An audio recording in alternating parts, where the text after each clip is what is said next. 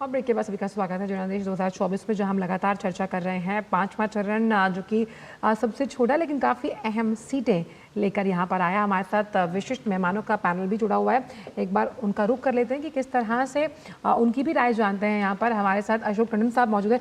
अशोक टंडन जी, अगर इस चरण की बात की जाए तो सबसे छोटा चरण माना गया है, लेकिन सबसे अहम सीटें, खास तौर पर जो क्षत्रिय हम कह सकते हैं राजनीति के लिहाज से, हम महाराष्ट्र की यहाँ पर बात करते हैं, हम यहाँ बात करते हैं बिहार की, हम बात करते हैं उड़ीसा की, उस लिहाज से काफ़ी अहम और निर्णायक चरण। मुझे लगता है इस चरण में सबसे महत्वपूर्ण अगर कहीं कोई सीट है तो वो जो चुनाव जम्मू कश्मीर में हो रहा है। देखिए, पिछले चरण में भी हमने देखा कि 38% से ज़्यादा मतदान हुआ, जो एक रिकॉर्ड है। और अभी भी हम देख रहे हैं कि शांतिपूर्ण मतदान हो रहा है और अच्छा मतदान हो रहा है। तो ये एक जो प्रधानमंत्री नरेंद्र मोदी की जो नीति थी धारा 370 हटाने की, उस पर वहाँ की जनता मुहर लगाती हुई दिखाई दे रही। मुझे याद है पिछले कई चुनावों में ये जितने भी अलगाववादी संगठन होते थे, ये बहिष्कार की कॉल दिया करते थे और लोग वोट नहीं डालने आते थे, दहशत का माहौल था। और ऐसे में 1977 के बाद अब जाकर इतना मत प्रतिशत जम्मू कश्मीर की जनता कर रही है। और ये चुनाव जम्मू कश्मीर की दृष्टि से पूरी दुनिया देख रही है, और विशेष तौर से तो हमारे पड़ोसी देश में इस बात का हैरानी है कि जम्मू कश्मीर की जनता शांतिपूर्वक मतदान कर रही है और इतनी बड़ी मात्रा में कर रही है। और सबसे बड़ी महत्वपूर्ण बात क्या है कि जितने भी दल हैं, क्षेत्रीय दल हैं, वो सब बढ़ चढ़ कर अपील कर रहे हैं जनता से कि आप इसमें भाग लीजिए। तो कौन जीतता है कौन हारता है ये महत्वपूर्ण नहीं है। भारत के लोकतंत्र के लिए जम्मू कश्मीर में, और फिर नीति पर जो मोहर लग रही है धारा 370 हटाने की, हमें याद है जब धारा 370 हटाई गई थी तो क्या क्या बातें की गई थी। जम्मू कश्मीर जल जाएगा, जनता बाहर नहीं आएगी, जनता विरोध करेगी। आज वही जनता इसमें भाग ले रही है। मैं समझता हूँ ये बहुत महत्वपूर्ण बात है। जी, काफ़ी महत्वपूर्ण और सुखद तस्वीरें जो बारामूला से हम देख रहे थे। इसके साथ साथ अगर बात की जाए रक्षा मंत्री राजनाथ सिंह की, जो कि लखनऊ से प्रत्याशी भी हैं, उन्होंने अपना वोट वहां डाला। राजनाथ सिंह लखनऊ से भाजपा के प्रत्याशी हैं और उन्होंने मतदान केंद्र पर जाकर अपना जो वोट है वो डाला। इन तस्वीरों में आप देख सकते हैं। और यहाँ से तीसरी बार हैट्रिक लगाने की तैयारी होगी राजनाथ सिंह की, जहाँ से उनके खिलाफ रविदास मेहरोत्रा को सपा ने मैदान में उतारा है। बिल्कुल। और उत्तर प्रदेश की अगर बात की जाए राम कृपाल जी, क्योंकि काफ़ी दिलचस्प मुकाबला जो है वो कई अहम सीटें हैं। हम अब रायबरेली की बात करें, अमेठी की बात की जाए या लखनऊ की बात की जाए, ये खासतौर से अगर देखा जाए काफ़ी अहम सीटें हैं। किस तरह का जो समीकरण है वो यहाँ नज़र आएंगे? जी, अगर आप अनुमति दें तो मैं एक लाइन केवल, जैसा अशोक जी ने कहा जम्मू कश्मीर के बारे में, देखिए अभी जो पिछला मतदान हुआ है वहां पे वो भी 36% था। और आज जिस तरह से लोग लाइन में हैं, बिल्कुल सही है। वो इस बात की पुष्टि करता है कि 5 अगस्त 2019 को जो कदम उठाया था सरकार ने, जनता ने उसका स्वागत किया। और अब जो जिस तरह से लोग वहां निकल करके आ रहे हैं, तब ये साबित हो रहा है इन लोगों के दिलों में लोकतंत्र के लिए एक ललक थी। ये चाहते थे वोट देना, लेकिन बंदूक के साये में नहीं दे पा रहे थे। और बिल्कुल सही अशोक जी ने कहा कि पूरी दुनिया आज आश्चर्य से देख रही, वही जम्मू कश्मीर है जहां 9 से 10% वोट हुआ करता था मुश्किल, आज वहां पे हाईएस्ट पोलिंग हो रही है। जी, अब मैं उत्तर प्रदेश की बात कर रहा हूँ। जी, देखिए उत्तर प्रदेश में जिसको कहते हैं स्विंग स्टेट, 4 स्टेट को मैं मानता था स्विंग है, वो है बंगाल, बिहार, उत्तर प्रदेश और महाराष्ट्र। और जाहिर सी बात है कि इसका अगर इंजन है तो उत्तर प्रदेश ही है। उत्तर प्रदेश में मैं एक बात कहता हूं कि पिछले 10 वर्षों में उत्तर प्रदेश में 4 चुनाव हुए हैं, 14, 17, 19, 22। ये चारों चुनावों में एक बात कह रही है कि एक जो पिछड़ों का बहुत बड़ा तबका है, जो डिसिसिव होता है, जिसके चलते चुनाव परिणाम बदलते हैं, वो 14 में भी बीजेपी के साथ था, 17 में भी साथ था, 19 में भी साथ था, 22 में भी साथ था। मुझे 22 और 24 के बीच में ऐसा कोई कारण नहीं दिखाई पड़ता है जी, कि वो वो क्यों बीजेपी को छोड़ के चला गया होगा। तो मेरा एक सिंपल कहना है, 2019 में मायावती और अखिलेश ने मिलकर के एसपी और बीएसपी का जो सबसे कठिन कहते हैं वो सामाजिक समीकरण होता है मजबूत, उसको आजमा लिया और फिर भी बीजेपी को अपार सफलता मिली। तो मैं नहीं जानता हूं कि क्या होगा 4 जून को, लेकिन जैसा मैंने कहा कि मुझे इसका कहीं से कोई जवाब नहीं मिल रहा है, न कोई ऐसा है कि 22 और 24 में कोई ऐसा रहा हो कि कोई बहुत बड़ा सामाजिक परिवर्तन अगर कोई हुआ है तो बता दूं आपको, वो कोविड के बाद राशन मिलना शुरू हुआ है। 2019 के चुनाव में राशन नहीं था। तो अब देखिए, एक जिसको कहते हैं कुल मिलाकर के जनता खुश हुई है, लाभ मिला है, उसको बेहतर हुआ है। अब ये फैसला जनता जनार्दन का है कि वो क्या निर्णय करती है, लेकिन जैसा मैंने अपने विचार बताए। बिल्कुल। और अब हमने दर्शकों को बताते हैं कि देश में लोकतंत्र का महापर्व मनाया जा रहा है। इस महापर्व यानी कि लोकसभा चुनाव में कई ऐसे मतदाता हैं जो पहली बार अपने मताधिकार का उपयोग कर रहे हैं। ये युवा मतदाता बेहद उत्साहित हैं। ऐसी ही एक युवा मतदाता से लखनऊ के एक पोलिंग बूथ पर बात की है हमारे संवाददाता तापस भट्टाचार्य ने। आइए आपको सुनवाते हैं। वोटिंग बहुत जोर शोर से चल रही है। मेरे साथ एक फर्स्ट टाइम वोटर है। सबसे पहले आपका नाम बताइए। सर मेरा नाम शाकी सिंह है। शाकी, ये बताइए अपने पापा के साथ आए हैं आप जी। ये बताइए कि फर्स्ट टाइम वोट देना आपकी उंगली में निशान जो है ये बहुत ज़्यादा आपको खुशी दे रहा होगा इस वक्त, है ना? यस सर, मैं काफ़ी ज़्यादा खुश भी हूँ। मैं बहुत एक्साइटेड भी थी क्योंकि ये मेरा फर्स्ट टाइम है कि मैं अपना वोट कास्ट कर रही हूँ किसी पार्टी के लिए। एंड अच्छा, आप बताइए सर, आप बेटी को लेके आए हैं, ये आप जो दूसरे पेरेंट्स हैं उनको भी आप यही बोलना चाहेंगे कि अपने बच्चों को लेके, फर्स्ट टाइम वोटर्स को लेके कुछ ज़्यादा से ज़्यादा आए? नहीं, बिल्कुल आना चाहिए। अभी मैंने 10 दिन पहले इसका बनवाया है। मैं बहुत परेशान में था कि अभी वोटर आईडी कल शाम को रिसीव हुई है। और ये हम सबकी जिम्मेदारी, चाहे ओल्ड सिटीजन हो, चाहे बच्चे हों, जो भी फर्स्ट वोटर हो, सबको आना चाहिए। इतना बड़ा मैनेजमेंट गवर्नमेंट करती है, इलेक्शन कमीशन इतना इस पर स्पेंड करता है। मैक्सिमम मैं चाहता हूँ लखनऊ के लोगों से मेरी स्पेशल रिक्वेस्ट है कि वो रिकॉर्ड बनाए, मैक्सिमम कम से कम 85% ले जाए। तो देख सकते हैं लोग भारी मात्रा में आ रहे हैं। लोग चाहते हैं कि रिकॉर्ड बनाया जाए। और ये 144 कैंडिडेट इस वक्त है। ये जो 5वां चरण है, यहाँ पे करीब 14 पार्लियामेंट्री कॉन्स्टिट्यूंसी और लखनऊ इसमें से बहुत ही अहम कॉन्स्टिट्यूंसी है क्योंकि कैपिटल भी है उत्तर प्रदेश का। तो लोग भारी तादाद में आना चाहते हैं और अपना वोट, अपना मत देना चाहते हैं। क्या पर्सन गौरवगिरी के साथ मैं तापस भट्टाचार्य, दूरदर्शन समाचार, लखनऊ, उत्तर प्रदेश। और आपको सीधे चलते हैं उड़ीसा, जहां पर प्रधानमंत्री इस वक्त चुनावी जनसभा कर रहे हैं। आइए सुनते हैं। जवानों का उत्साह बहुत अधिक देख रहा हूं मैं, और उड़ीसा में तो ये मैं सामने देख रहा हूं,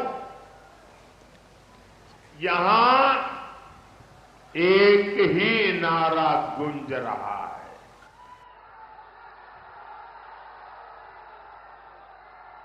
ओडिशा के गांव गांव, गली गली, घर घर से एक ही आवाज आ रही है। ओडिशा में पहली बार डबल इंजन सरकार, ओडिशा में पहली बार डबल इंजन सरकार।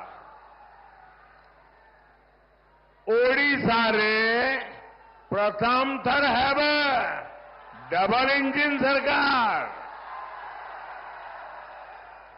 ओडिशा रे प्रथम थर है डबल इंजन सरकार।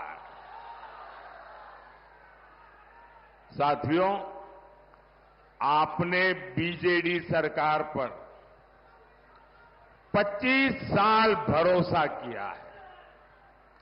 आज पूरा ओडिशा ये आत्म मंथन कर रहा है कि इन वर्षों में उड़ीसा के लोगों को क्या मिला।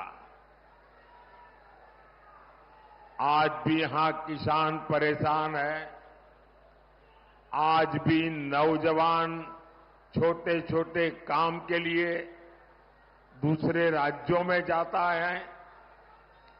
हद तो ये है कि आदिवासी क्षेत्र जहां जल, जंगल, जमीन है, खनिज संपदा है, वहां सबसे ज्यादा बेहाली है। माता जी, आप वो तस्वीर नीचे रखिए, आपके हाथ थक जाएंगे और पीछे लोगों को दिखता नहीं है। आप सब नीचे रख दीजिए, अपना नीचे रखिए। और इन्हीं इलाकों से सबसे ज्यादा पलायन होता है। क्यों भाई? इतने समृद्ध उड़ीसा की जनता इतनी गरीबी में जीने के लिए मजबूर क्यों है? जरा भाई एसपीसी के लोग इन सबसे ले लीजिए, वरना उनको भी चैन नहीं होगा और मुझे भी चैन नहीं होने देंगे।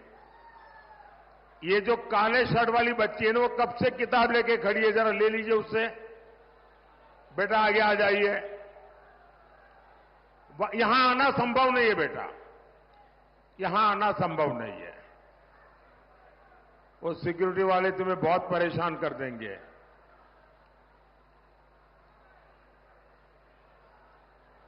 अब संतोष हो गया सबको? अब मैं अपनी बात करूं आगे। आप इतना प्यार बरसाते हैं कि मेरी बोलती बंद हो जाती है।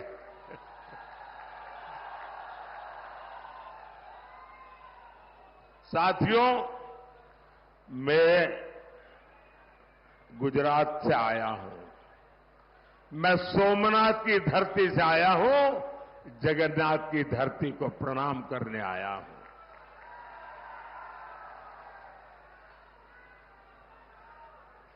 लेकिन मैं उड़ीसा में जो गरीबी देखता हूं, मेरे दिल में बहुत बड़ा दर्द होता है कि इतना समृद्ध प्रदेश, इतनी महान विरासत, ये मेरे उड़ीसा को किसने तबाह कर दिया, किसने बर्बाद कर दिया, किसने इसके नौजवानों के सपनों को कुचल डाला। एक एक बात मुझे बहुत दर्द करती है, बहुत पीड़ा करती है। और मैं जब देखता हूं इसकी वजह क्यों है, क्या वजह है? इसकी वजह है बीजेडी सरकार पूरी तरह भ्रष्टाचारियों के कब्जे से गिरी हुई है। मुट्ठी भर भ्रष्टाचारियों ने मुख्यमंत्री आवास को, मुख्यमंत्री कार्यालय को कब्जा करके बैठ गए हैं। बीजेडी के छोटे छोटे नेता भी करोड़ों के मालिक बन गए हैं। भाइयों और बहनों, उड़ीसा की बीजेडी सरकार ने यहां की खनिज संपदा का लाभ आपको नहीं लेने दिया। मोदी ने 2014 में जब से आपने सेवा करने का अवसर दिया, हमने नई खनन नीति बनाई। इसके तहत ओडिशा को ज्यादा रॉयल्टी मिलती है। मोदी ने डिस्ट्रिक्ट मिनरल फंड बनाया ताकि यहां से निकलने वाले हर खनिज का एक हिस्सा यहीं विकास में लगे, यहां रहने वाले लोगों को लाभ हो। आप अंदाजा लगा सकते हैं, हमने ओडिशा को डीएमएफ के तहत कितने रुपए दिए हैं, डिस्ट्रिक्ट मिनरल फंड कितने रुपए दिए हैं, आप जान करके हैरान हो जाओगे। डिस्ट्रिक्ट मिनरल फंड के तहत 26,000 करोड़ रुपए, साथ तो ओडिशा के ढेंकनाल में फिलहाल प्रधानमंत्री इस चुनावी जनसभा को संबोधित कर रहे हैं और उन्होंने बताया कि किस तरीके से जो बीजेडी सरकार है भ्रष्टाचारियों से घिरी हुई है, जबकि केंद्र सरकार नई खनन नीति भी लाई जिससे वहां के जो निवासी हैं उनको फायदा हो सके। बिल्कुल, और जनादेश 2024 के इस महा कवरेज में लगातार जो अपडेट्स हैं वो लगातार जारी रहेंगी, लेकिन इस सफर में फिलहाल हमारे साथ इतना ही। लेकिन एक अपील लगातार इस मंच के माध्यम से कि आप अपने वोट के अधिकार का इस्तेमाल जरूर कीजिए, क्योंकि लोकतंत्र के इस महापर्व में आपकी भागीदारी सुनिश्चित करने का ये बहुत अहम और खास मौका है। दीजिए इजाजत, नमस्कार।